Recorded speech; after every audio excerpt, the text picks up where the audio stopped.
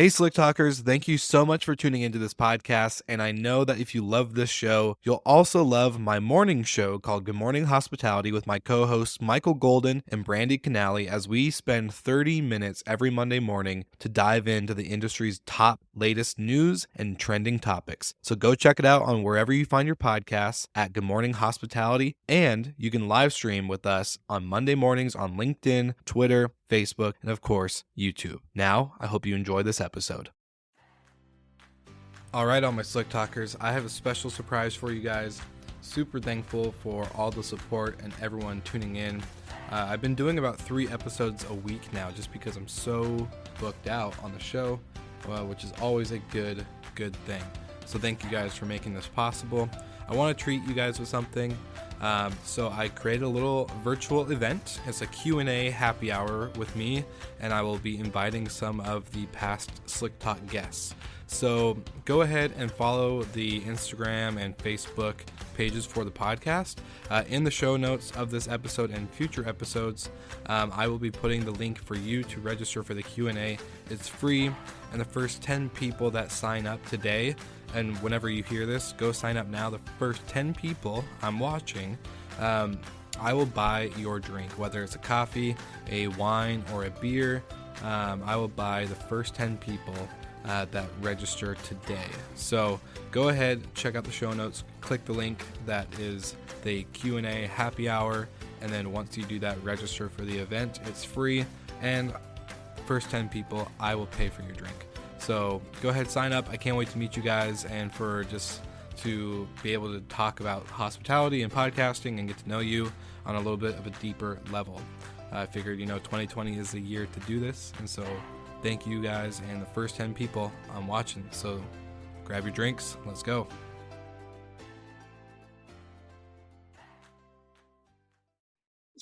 Of course, ecologies are incredibly sensitive and dynamic and varied and diverse and all these types of things. Everything needs to work together in this beautiful harmony to continue to exist in harmony, right? And so I think that story isn't known by everybody. I think they feel like nature is incredibly robust and indestructible. But when you get down into the details, you understand the relationships between all those organisms in that forest, in that habitat. You realize how precious it is, and so that experience, that knowledge is going to hopefully change your value of the environment and how you treat it, and realize that if you pollute it just a couple. It's your package that you throw on the ground, or if you choose to drink that water bottle, that's going to end up in that natural environment. It's gonna affect it in some way. So I think it's through experiences like glamping that can hopefully change the minds and the hearts of people to put more of themselves behind solutions that we already have to solve a lot of these problems. Welcome to Slick Talk, the hospitality podcast where we discuss all things hospitality, hotels, and business. You can find us online at slicktalkthepodcast.com and on every podcast listening platform.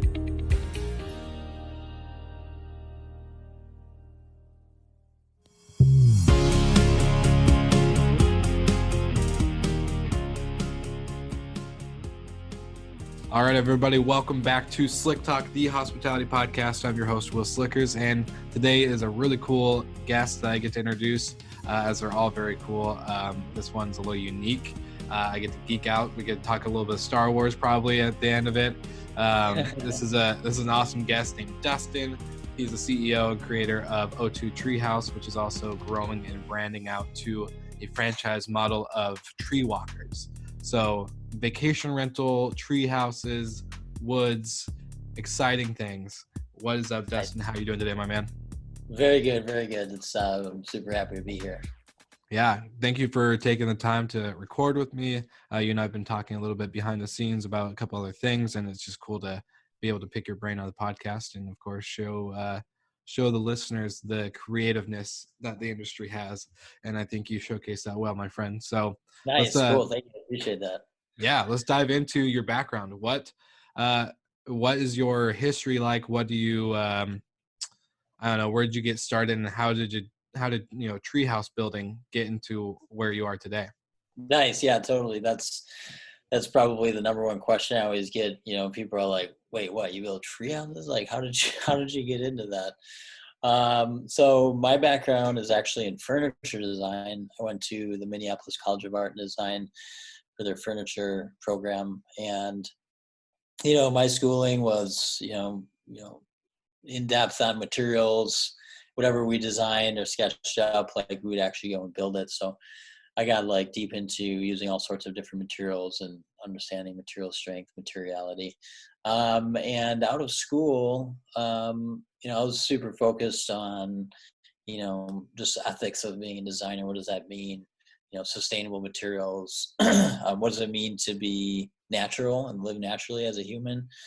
And so, kind of out of that thinking, and simultaneously an opportunity with my dad moving to a new property.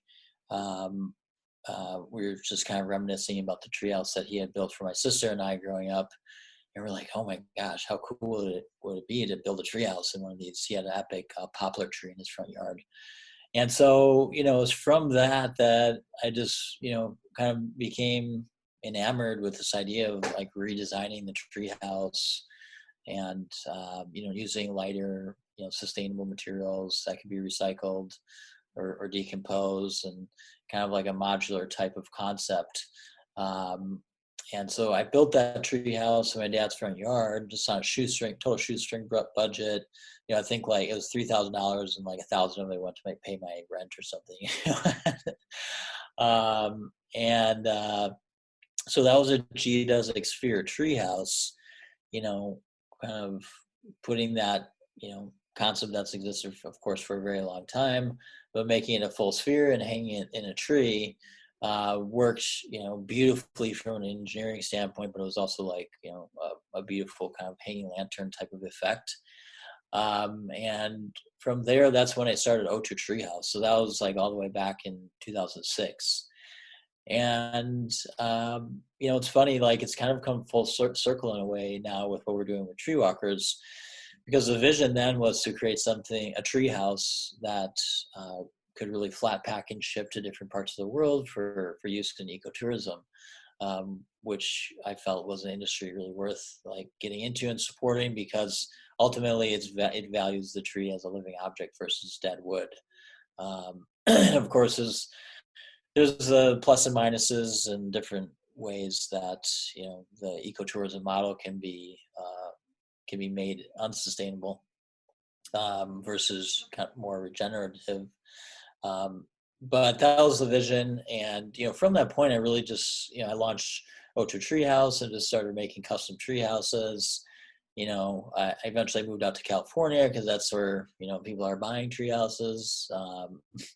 So I was in Los Angeles for many years building custom tree houses there, and since that point, just growing it, a passion project really. It's building structures that are held up by a tree.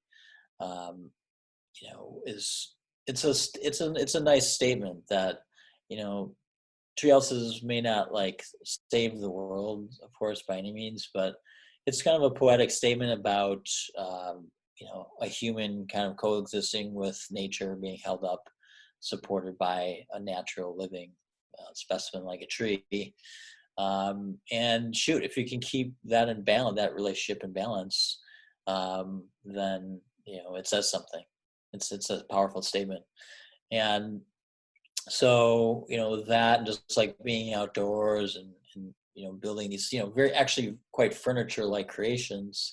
In the case of O2 Treehouse, we really build structures that are more sculptural in nature, I would say, versus like more like a cabin floating in a tree out of timber.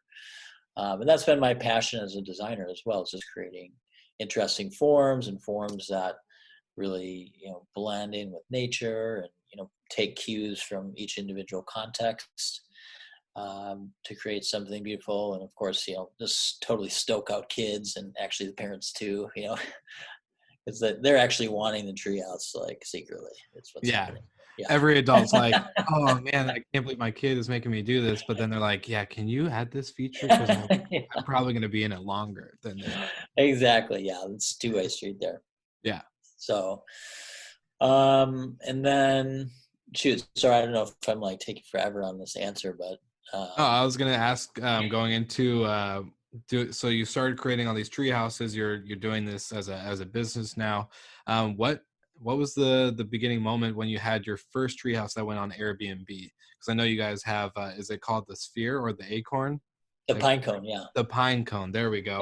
Yeah. So let's talk about the pine cone for a second, because I've seen that whole thing, the whole listing. It looks great. It's incredible. Nice. Yeah, love the design. And so let's talk about how did you use this concept of building trees, creating something really beautiful and symbolic, to then thinking, okay, let's put it in the vacation rental market and see how this responds. Yeah. Nice. So, I was actually contacted by Airbnb, and they were like, "Hey, would any of your past clients be interested in renting their houses out?" Because Airbnb was experiencing extremely high booking rates for these unique type of treehouse structures, and so they actually had people in their offices going after treehouses, trying to get more treehouses online on the platform. And this is kind of earlier days of Airbnb, I guess. When was this? Like probably 2013 or something like that, maybe even earlier. And so from very early on, I was seeing that as Airbnb was growing and people were creating all these amazing small structure creations, that kind of thing, unique stays. I got my gears turning. I was like, oh, I got to do that. I got to rent a structure out. And not only until many years later, I was approached by a marketing agency, Ogilvy and Mather, to do a treehouse for a commercial for SC Johnson Wax. And they said, they kind of gave me like full artistic direction. Said just create some amazing floating crystalline type structure in the tree. And they said, we're going to give you a budget, but then, we don't want the treehouse afterwards. It's just like a prop for this commercial. My jaw drops. Like, it's the most expensive like, prop okay. I've ever heard of. Yeah, exactly. And I'm like, that's just a line item in your budget for a commercial. Wow. Okay. Yeah. It was sweet. Yeah, of course we'll take it off your hands. And because of that dynamic of that project, I also invested into it greatly to make it what it was. Just it was really a dream come true, because from the beginning of O2 Treehouse, one of my actually original sketches was to create a geodesic sphere floating in the redwoods, huge, like 30 feet in diameter or something like that. And so this is the first project where I really got to realize that kind of vision at scale. With Pinecone Treehouse is, I think, 21 feet tall by 14 feet wide. Of course, then we had plans to rent it out on Airbnb. Once I knew that we would be owning it, and it's been a huge success. Ever since we got it on the market, and it's constantly booked out. Like, people are always emailing, like, oh, like, can you give me a date to book the Pinecone? Like, kind of pleading.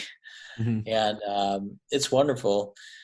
People are super enthusiastic about it, and it's really boosted the press for O2 Treehouse as well, and gotten us a lot of other cool projects from it. So it's been a great thing. Yeah, and so I guess, like, what is just a random question for you? The biggest, like, one or two takeaways you've learned from stepping into the vacation rental industry with this treehouse? Oh, wow. Good question. It's so critical to have reliable people doing your hosting and flipping. Yeah. That's the biggest takeaway for sure. And I'm actually partnered with the landowner on the project, and so we work together to host it. And with the pine cones specifically, there's a lot of challenges, of course, that don't relate to a lot of other types of rentals. Like we have to wash those windows at least once a year because they just get full of dust. It's in the forest. Plus whatever else is crawling around there. Yeah, exactly. Yeah. It's heat was an issue, so we had to install like a lot of radiant heat panels on the interior. It's definitely been a learning curve. It's been perfect, however. It's really been the school of hard knocks for me, I would say, before getting into this Treewalkers business plan. But yeah, we have our system down now, and now that we've been renting it since 2018, and it's fun. It's a fun thing. Just I enjoy creating kind of an adventurous experience for people. We haven't initiated it yet, but we want to have like these almost like an adventure menu inside the treehouse, and this is something that we're going to roll out with Treewalkers, where when you stay at one of our treehouse structures, it kind of comes with more than just the architectural piece, but comes with this activity or kind of programming piece where it's like, oh yeah, I went to a Treewalkers, and there's almost like going to a fine restaurant. There's like 4 menu items, and you can kind of pick an adventure, and it comes with a suitcase with curious objects that have something to do with your journey, and that something like that. So yeah. We're another just random off the cuff question, but were you always like an adventurous kid? Like, were you kind of the kid that was always outside wanting to, like, you just seem, because like a lot of the listeners already know the destination air concept, and I've talked about it. People that are wired to create remarkable experiences, and I feel like you are that person that from day one, probably as a little kid, that you were just always out and about and interacting, and kind of, you just seem like you have that feel, because what you're describing is just, looks like it's just wired in you to be like that. So I'm kind of curious to like what your childhood was like. Wow, that's super funny. Yeah, I mean, I guess my friends are hardly ever surprised at like some of the situations I get into. So I think you probably got that right. But yeah, I don't know. My childhood was, actually it was full of building forts and treehouses. Actually, I joke around. Exactly. I went and paid for fancy design school, and then like when I got out, like I was doing the same thing that I was before, like growing up as a kid. Yeah, see, exactly what I pictured. I just see you in the woods running around with sticks and leaves and just forming all sorts of stuff. And totally, that's what it was like. I mean, I was lucky to grow up with some woods, behind our house. It was just like a suburban subdivision, but like my house had a bunch of woods behind it. So yeah, for sure, I was always like back there running around, like making trails and digging ponds and stuff like that. We made a bunch of forts on the ground. Like, my dad was always very handy, so he had his workbench in the basement. So I don't know. Yeah, I just came to. I've been like, I guess I was very tactile. Building stuff from like a very early age. And then like as, I grew older, like just a little bit older, in the subdivision, started meeting other kids and stuff. And then we built like, neighborhood forts, and, I don't know, it's just, it's not like a unique experience. Like, many boys and girls do this kind of thing, but, yeah, so that was my experience, growing up. But, it was my dad building us a treehouse actually that inspired a lot of it. I must have been like 10 or something like that. Okay. And he put a structure, and it was quite high, Yeah. It was quite high in the tree, it was like 15, 20 feet up there, with like some kind of, bare bones railing around it. Yeah. So, there's always been kind of like that spirit of adventure. My family, we grew up climbing, rock climbing, that kind of thing. Okay. Well, that's super cool and super unique. And so now the pine cone is based in the Redwoods, right? Or is it somewhere else in California?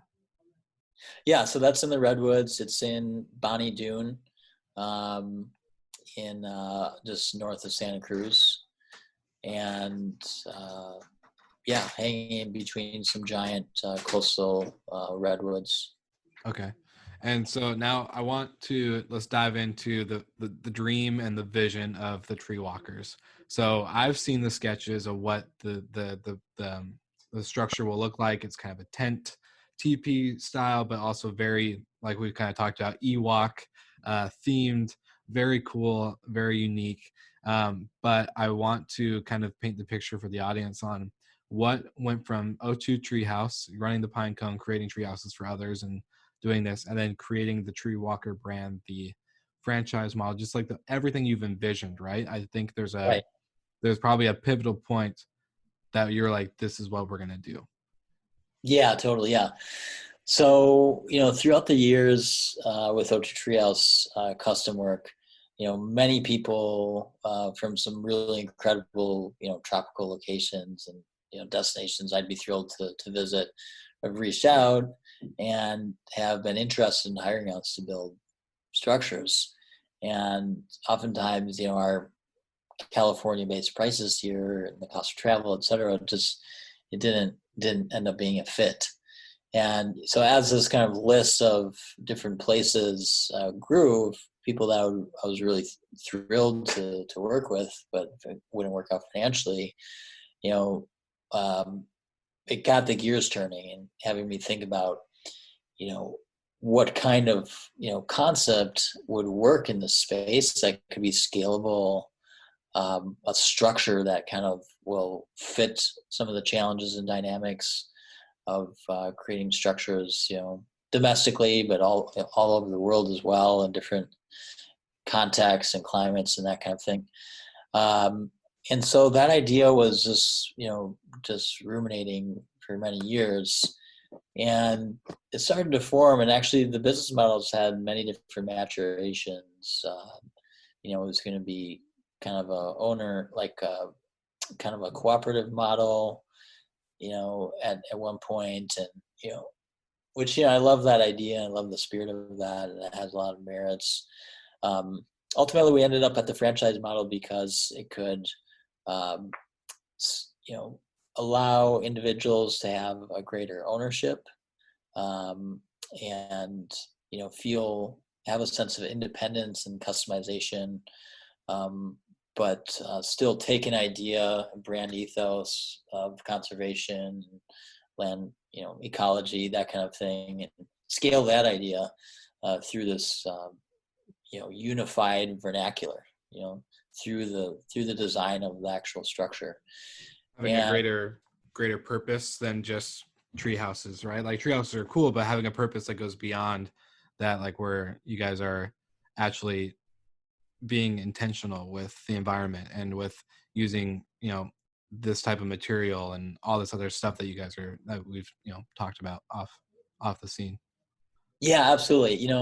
Treewalkers, provides this incredible experience in different kind of contexts than most people typically experience nature, and lofted in a tree, up amongst the branches and the canopy. To be able to sleep and hang out in that type of environment, it's amazing. It's really incredible. It's different than other types of, being in your backyard or going on a hike. And I think, for those that, just go and climb a random tree, they know that. But for others that don't have the, ease of getting out into a context like this, or it's just not second nature to them. Glamping, I feel like, is a platform which provides kind of that easy segue, provides the comforts of home, but also, gets you kind of exposed to nature in a camping kind of sense, of course. And so, I'm, so there's that whole thing with just being in a tree house. It's a special experience. There's going up and getting elevated into the structure is a bit of a gateway in a way, kind of almost ceremonial, kind of like going into that space. And I think, and to your point that you're making, what Treewalkers as a brand culture can represent as a whole is what really gets me fired up and excited. It's to pull a tagline from TED Talks is kind of like, I feel like it's an idea worth spreading, and that's why I was really all about scale from the beginning. Like, how can we create an idea that so many people can access and create for themselves, and have it be all inclusive. And so I'm really, fired up to do all the other kind of programming type things that'll come along with, which will really be the perks of being part of the Treewalkers network, which as a network owner, as a franchisee, we're going to have this pay a stay forward program so that owners can open their treehouse up to travelers or to other network members and gain essentially these credits that they can then take and, quote unquote, spend at another network location in some other part of the world. I feel like that part of Treewalkers will really be one of the coolest values propositions to our franchisees is, it's about being part of this kind of club in a way.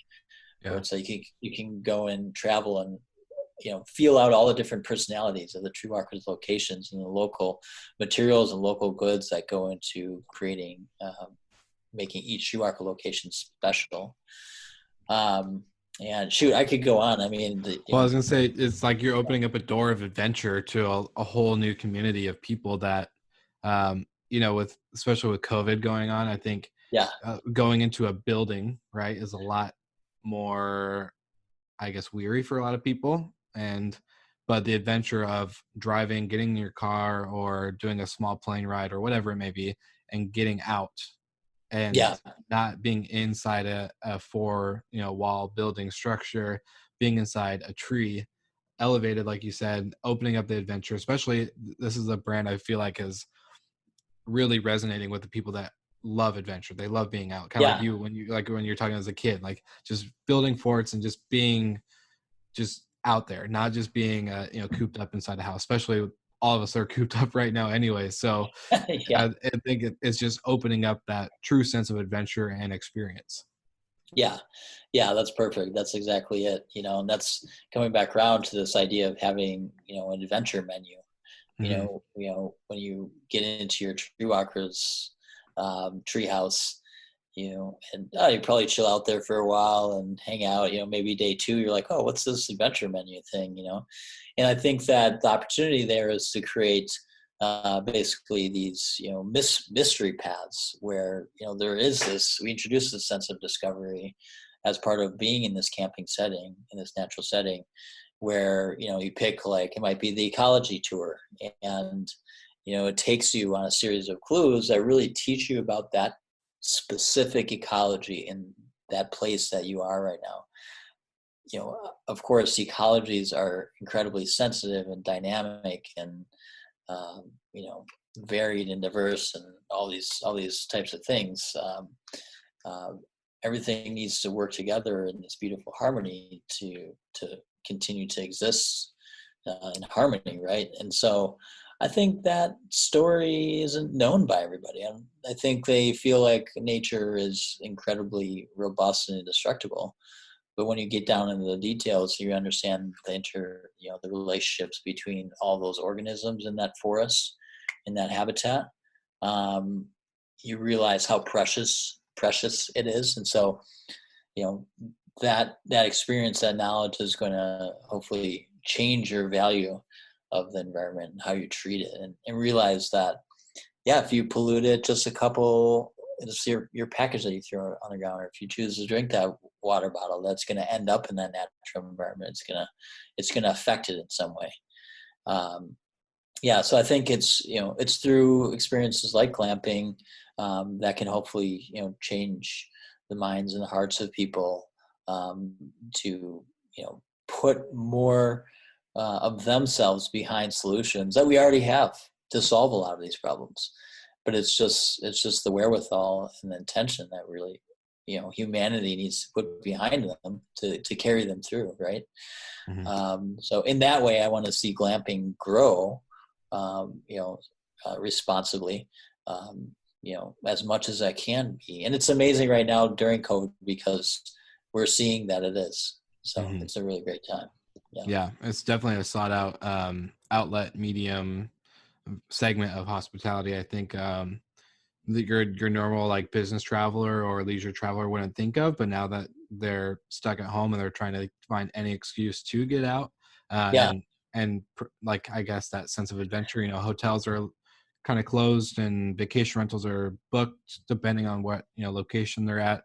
So glamping is becoming like that good little getaway that you don't really think is there, but it's there. And now everyone's kind of, I think, starting to pick up on that a little bit more. Yeah, totally. Yeah, it's super cool. It's really exciting.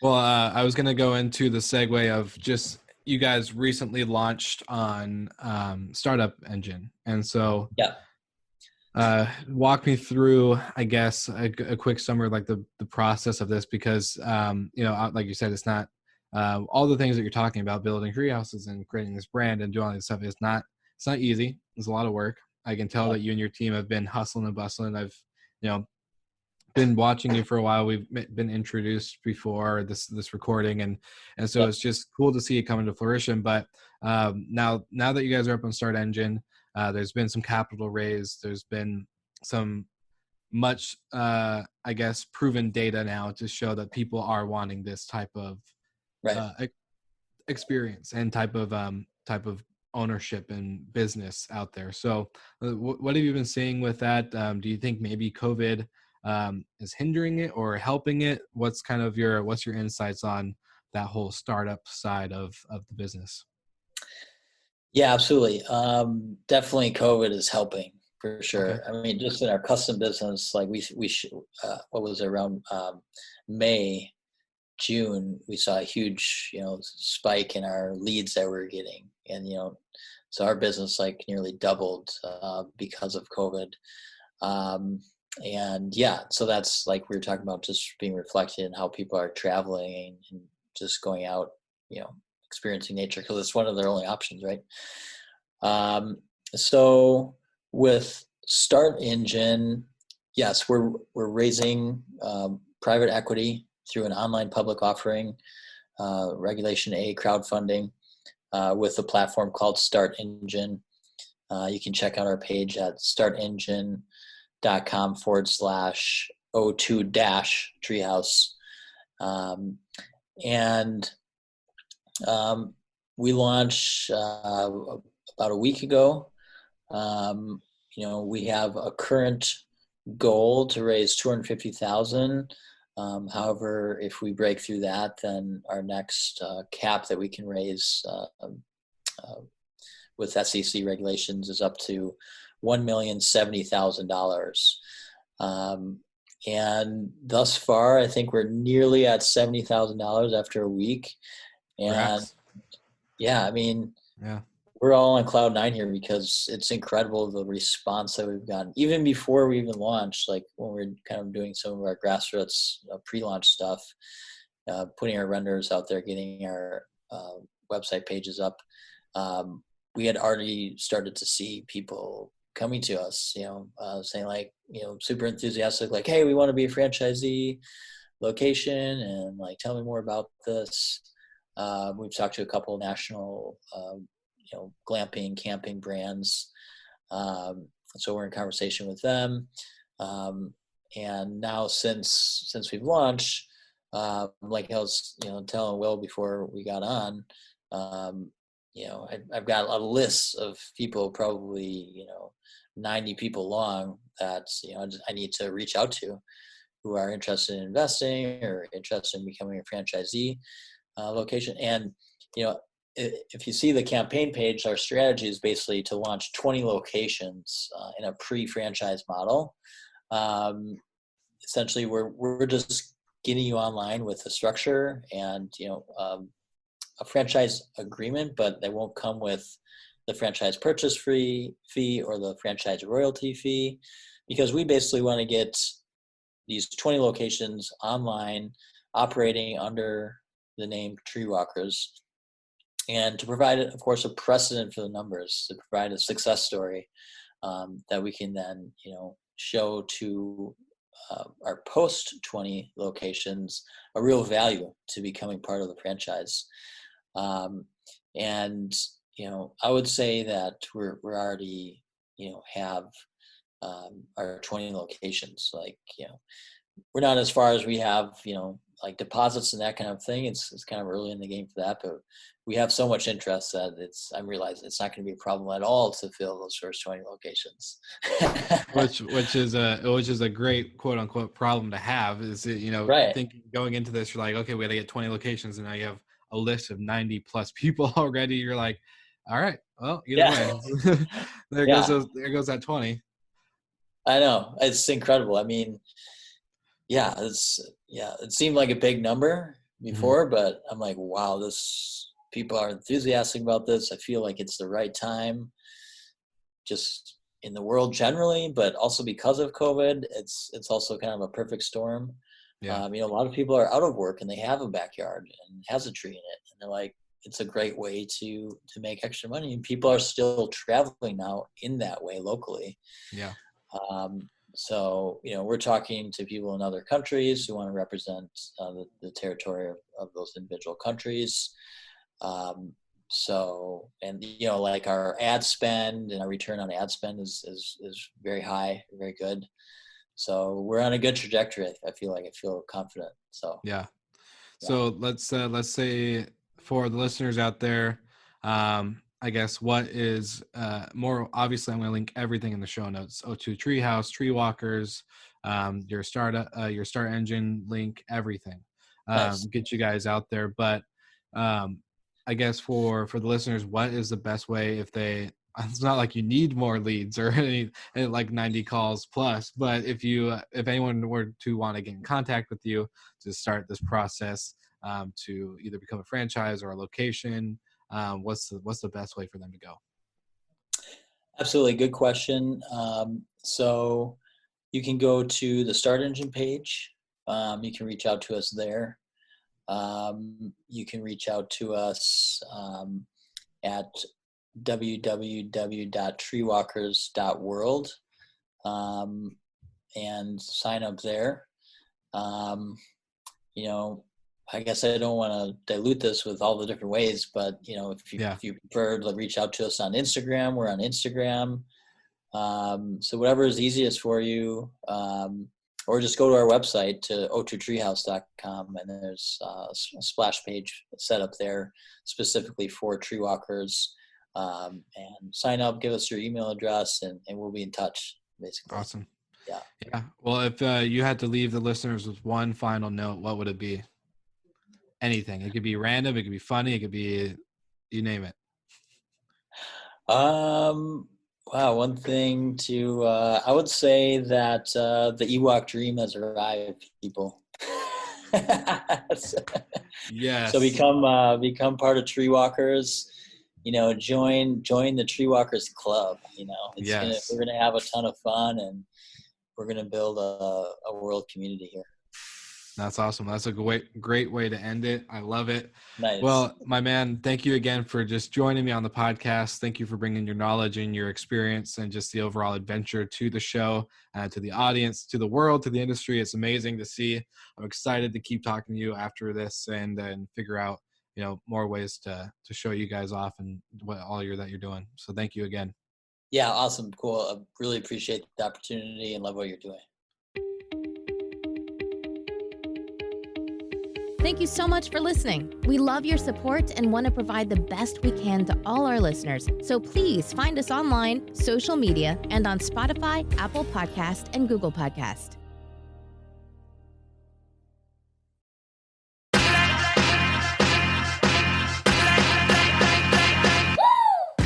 What's up, everybody? If you've gotten this far into the episode of Slick Talk, the Hospitality Podcast, then you are amazing, and thank you so much for tuning in. We want to send you two places really quickly. If you can, check out the show notes and click the hospitality.fm link. Check out all of our other shows on the podcast network. And don't forget, if you have someone that you want to hear on the podcast, then fill out the guest fill out form so that way we can get them on the show. Thank you so much for tuning in, and I hope you enjoy another episode of Slick Talk, the hospitality podcast.